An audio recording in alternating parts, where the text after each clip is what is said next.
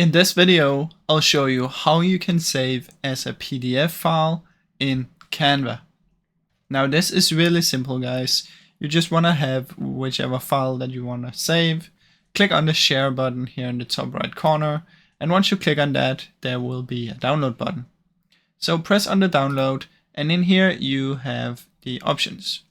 So if you want to do a PDF or PNG, JPG, whichever one you want. So I'll just select PDF, press download, and you'll see that it is now saved as a PDF file. So if you open it, it will be a PDF, as you can see right here. So that's basically how it works. Just come up here, download, and in here you'll be able to change which one you want.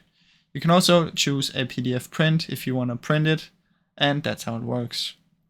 Now, I really hope you enjoyed this short video. If you did, please leave a like and subscribe, as it helps me out a ton. Thank you so much for watching.